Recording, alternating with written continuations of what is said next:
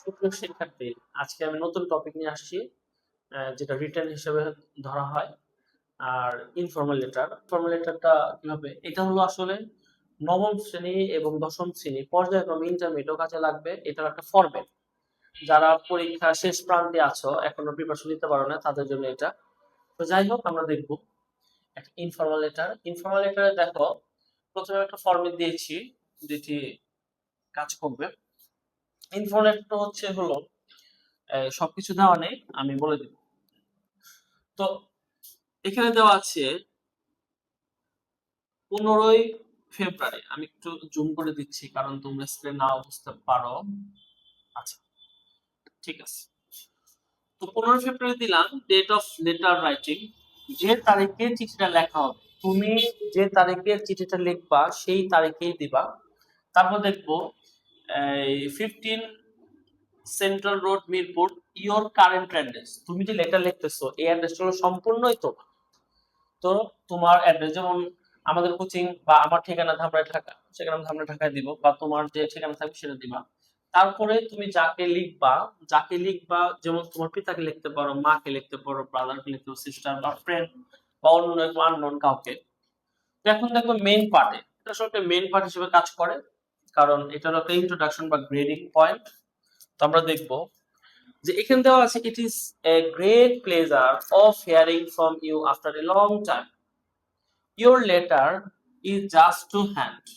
Hope you are well by the grace of Allah. I am also fine. It is expectable that everything is going rightly. Your last letter is too remarkable to me. Your words are always pleasurable and informative to me. Now, nothing is special, but I wanted to tell you about. এখানে যে ফাঁকা জায়গা আছে এটা হলো বিষয়বস্তু। তুমি যে বিষয় লিখবা সেটা। তো তোমরা অনেকে একটা পরীক্ষার মধ্যে ভুল করো, ইনফর্ম লেটার যে I have received your letter, your letter is to just to have. Normally দিও না, নরমালি দিলে নরমালি নাম্বার পাবা। তো এটা একটু গর্জিয়াস ভাবেই দেওয়া আছে, তো সেভাবে দিবা। আর এই পয়েন্টে হলো, এটা তো অবশ্যই দিবা।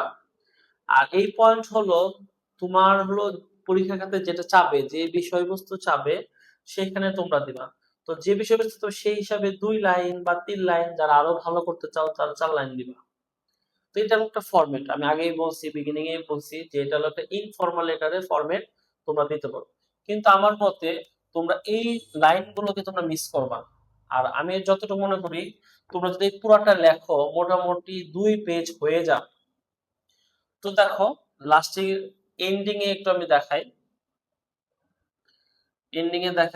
এন্ডিং এ হলো, দেখো এটাকে ক্লোজিং বলা হয়।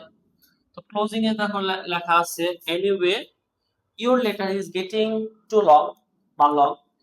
No more today. Convey my best regards to your parents and affection to your younger ones. Hope to see you soon. And of course, don't forget to write to me. Take care. তো এটা হলো কি, নিচে হলো তোমার নাম, তুমি যে লিখছো তোমার নাম। অনেক সময় দেখবা পরীক্ষায় তোমার নাম দেওয়া থাকে না, এক্স ওয়াই জেড বা হোয়াটএভার যাই দেওয়া থাকে সেখানে দেখবা। আর এটাকে বলে স্ট্যাম্প।